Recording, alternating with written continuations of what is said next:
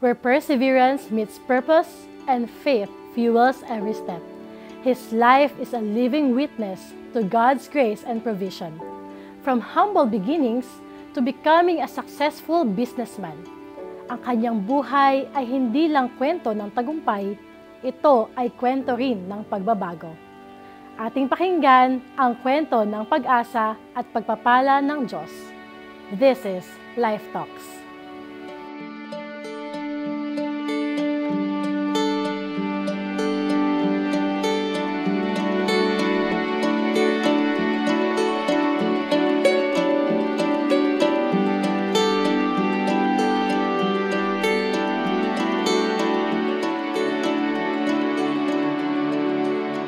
Mula sa Tarlac, si Ednac Pil ay nakipagsapalaran, nagtiis at nagsumikap sa Maynila. Bit-bit ang pangarap at pananampalataya. Today, he faithfully serves at Central United Methodist Church bilang ingat-yaman ng simbahan. Ako po si Edgardo Lagman Nakpil, pinanganak sa Tarlac, kasalukuyang laiko ng Central United Methodist Church at ingat-yaman ng simbahan sa loob po ng 25 taon. Akala ko nga noon pagdating ko ng Maynila, magiging masaya na yung buhay ko dahil Maynila eh. Hindi ko akalain na pagdating ko, ang titirhan pala namin ay isang maliit na kwarto lang na halagang 40 pesos ang halaga ng upa. Dahil sa kaliitan ng kwarto na inuupahan namin, biro mo siyam kaming magkakapatid. Kaya ang nangyayari, shifting ang pagtulog. Yung mga kuya ko at mga ate ko, sa gabi naglalako ng balot, sigarilyo, chicharon sa baklaran. Tapos kami naman mga bata pa, kami naman matutulog sa gabi. Pagising namin sa umaga, pagdating ng mga kapatid ko, sila naman matutulog. Kaya shifting, Seth. Bilang isa sa 9 na magkakapatid, hindi siya pinalampas ng hirap ng buhay. Kahit na elementary pa lamang, natuto na siyang dumiskarte upang makatulong sa pantustos ng pamilya. Magbuhat nung matuto akong magbilang ng pera, kahit nung nasa elementary pa lang ako sa Tarlac, sa madaling araw, naglalako ako ng pandesal. Pag Sabado at Linggo, naglalako ako ng popsicle, nilagang mais, nilagang kamote, kung anong mapagkakakitaan, ginagawan ko ng paraan para makatulong ako sa aking mga magulang. At saka noon kasi pag bata ka pa, hindi mo pa alam ang mga pagsubok ng Panginoon eh. Hindi mo pa alam sabihin na pagsubok lang to ng Panginoon, hindi mo naman alam yun eh. Sa kabila ng hirap ng buhay, ang nanay niya ang naging unang sandalan ni Ednac Pil. Masipag, matatag at laging may dasal sa labi. Bata pa lang siya, nakita na niya kung paanong pinagsabay nito ang pag-aalaga at pagtatrabaho para lang maitaguyod ang pamilya. Pero, sa murang edad pa lamang, ay naranasan niya ang pinakamabigat na parte ng kanyang buhay. Nung namatay ang nanay ko at the age of 13 years old, battered ako eh.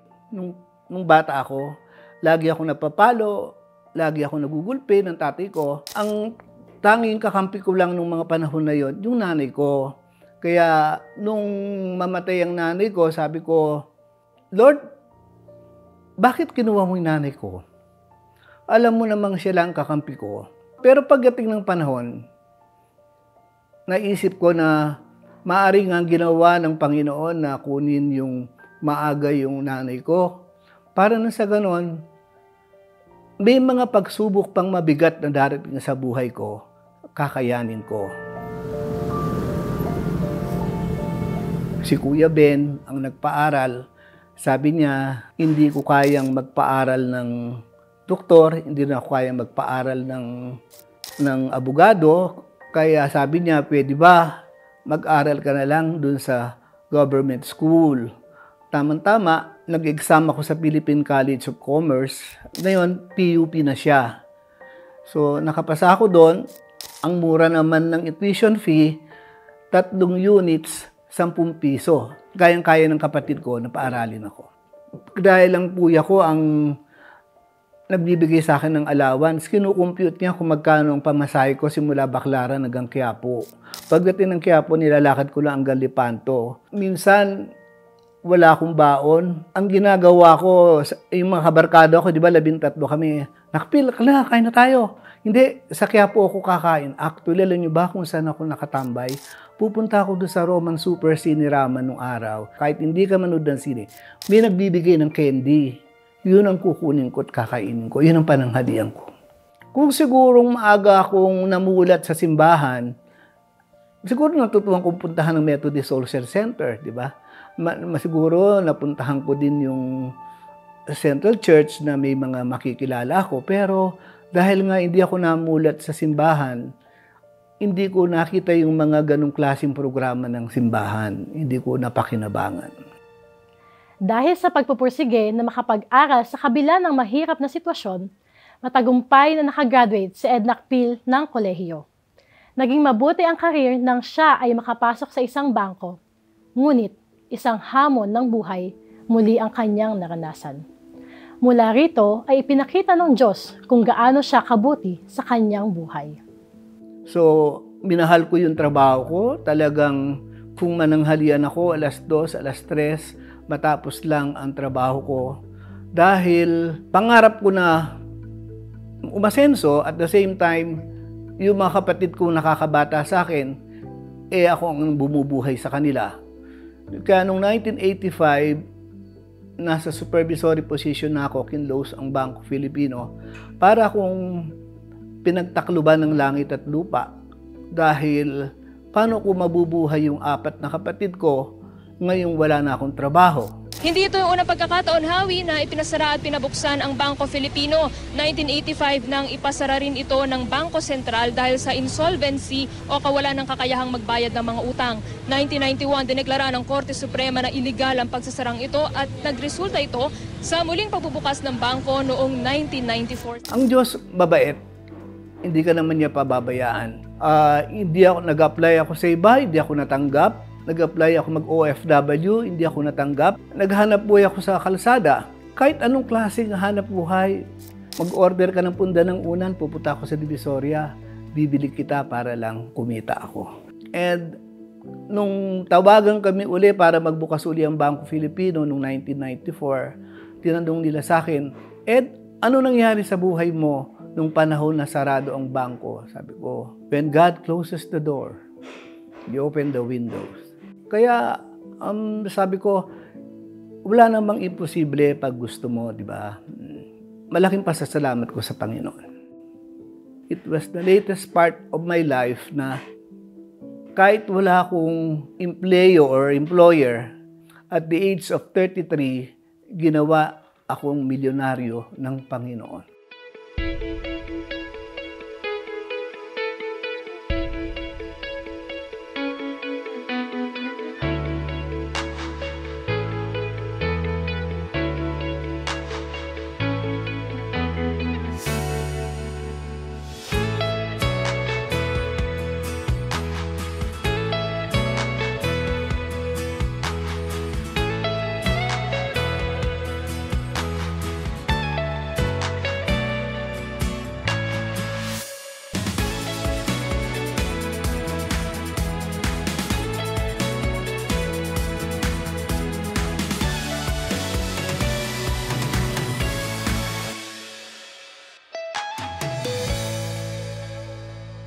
Nilarawan ni Ed Nakpil ang sarili niya bilang isang deprived na bata, salat sa material na bagay at simpleng kasiyahan. Kaya nang siya ay binayayaan ng Panginoon, bumawi siya hindi para sa sarili lang, kundi para sa kanyang pamilya. I was deprived of everything. Hindi ko natikman ng makumpleto ang notebook ko sa isang taon. Minsan pumapasok ako na walang tsinelas. Pumapasok ako na pagkatap na isa ang t-shirt ko, nang paglabas ko sa hapon, lalaban ng nanay ko yung t-shirt ko, itatapat dun sa nagsisiga ng kahoy, isasampay dun para madaling matuyo, para kinabukasan, isusuot ko. High school na ako, wala pa akong brief. Nung malaman nung kaklase ko na, siyempre may kaklase tayong loko no? Mga bully. Di ba noon ang mga pantalon yung garterize? Habang nagre-recite ako, pinaglaruan ako, binaba yung pantalon ko. Kaya alam mo ba, ang ginawa ko, nagpunta ako sa Lord & Taylor, isa sa pinakamalaking department store sa Amerika. Lahat ng brief, Calvin Klein, Ralph Lauren, pinakyaw ko. Tapos ang pinambayad ko, puro $100. Tuloy, tinawag ako ng manager ng department store. Sabi niya, "Can I invite you to my office?" Kasi alam naman sa Amerika, hindi sila sanay makakita ng $100. Mahilig sila sa plastic money. Puro credit card ang pera nila. So, na-invite ako, in-interview ko, bakit ganun. Kinuwento ko yun, ganun lang. Kaya ako, ang pinakamarami kong priceless possession, mga brief. Alam mo, ang hirap ng deprive. Doon, deprive kami sa bahay. Lagi kaming lumilipat ng bahay kasi minsan wala kaming pambayad ng upa. Minsan nasunugan kami. Minsan there was a time in Baclaran na tumira kami sa squatter, nagpagawa kami ng bahay. Pero after a year, dumating ang sheriff ng Parañaque, giniba yung bahay namin. So, kaya nung magkaroon ako ng pagkakataon na binigyan ako ng biyaya ng Panginoon, mo, ang dami kong bahay. May bahay ako sa Tagaytay, may bahay ako sa Philinvest, may ginagawa pa sa Project 6, may bahay ako sa condominium, may bahay pa ako sa Laong-Laan. Ganun pala ang deprive. Tsaka noon, pagkalimbawa, may kumakain, nakatanghod ka, di ba? Nilulok-lunok mo yung laway mo. Ngayon nagkaroon ka ng pera, bili ka ng bili, minsan hindi mo na nga maubos. Ganun pala ang deprive. Ang alam ko lang lagi, so long as hindi ka gumagawa ng masama sa kapwa mo, hindi ka nanlalamang ng kapwa mo, may matinding paniniwala ka sa Panginoon, hindi ka mamamali ng hakbang ng buhay mo. Naging mahaba man ang kanyang paglalakbay, sa huli, nahanap pa rin ni Ed Nakpil ang kanyang sarili sa paglilingkod sa Panginoon. Siya ay isang aktibong miyembro ng Central United Methodist Church at halos isang dekada na rin ang kanyang tapat na paglilingkod sa ministeryo ng pagpapakain sa mga batang lansangan. Isang simpleng pamamaraan at pagbabalik sa Diyos at pagbabahagi ng biyayang minsan niya ring ipinagdasal. Dahil nga sa matinding kahirapan, ako talaga nung bata ako, madalang akong mag-attend ng Sunday school. Kasi imbis na Sunday school ko, maglalako na lang ako ng paninda sa kalsada para kumita kami. At pangalawa doon, pag dumadaan yung offering plate, wala akong may bibigay, parang nahihiya ako. Kaya minsan, hindi na rin ako nagsisimba. Kaya sabi ko nga, matagal ko bago nakilala ang Panginoon. Almost 10 years ago, in-start ko yung feeding program ko, ministry ko sa Central. Kasi every time na bumababa ako ng kotse ko, may mga lumalapit na, "Sir, pengi naman pong pang-almusal. Sir, pengi naman pong pangkain," sabi nila.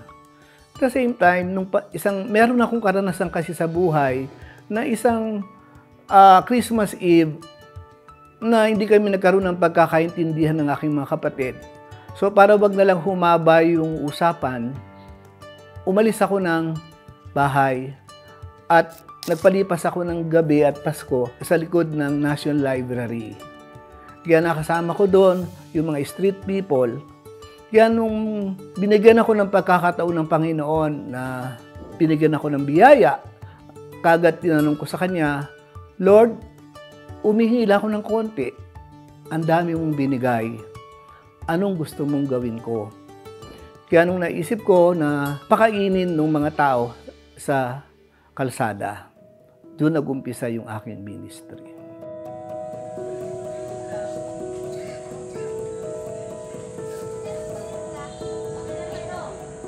Natanong nila sa akin, "Hanggang kailan mo gagawin yan, Ed?" Sabi nila sa akin. Sabi ko, hanggat binibigyan ako ng biyaya ng Panginoon, ipagpapatuloy ko.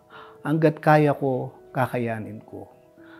Hanggat merong nagugutom na tao sa kalsada, magpapakain ako. Ang pangarap ko lang, kasi ayoko yung pag-araw na linggo, lalong umahaba yung pila.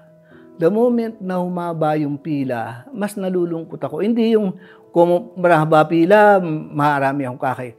Ang pinapangarap ko sana, pagdating ng oras, liliit na yung pila, ibig sabihin, maganda na ang buhay ng tao. Hindi na sila manghihingi ng pagkain. Tunay namang talagang nakakaawa yung mga pastor, lalo na sa mga maliit na simbahan.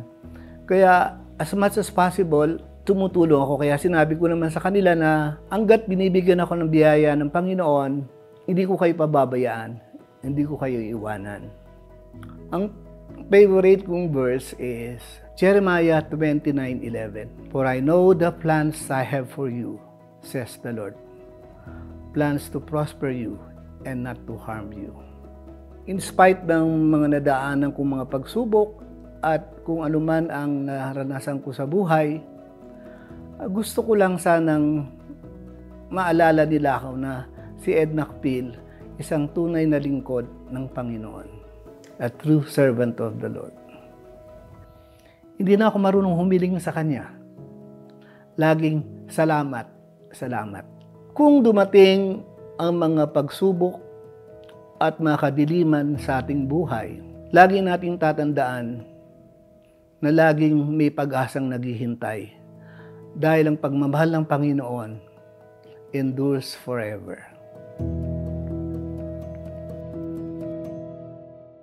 Ang bawat buhay ay may kwento. Kwento ng pagpapala ng Diyos tulad ng ating narinig mula kay Ed Nakpil. Mga kwentong nagbibigay ng inspirasyon, pag-asa at lakas upang magpatuloy sa buhay. Again, this is Elijah and we are here to listen to your inspiring stories. This is Life Talks.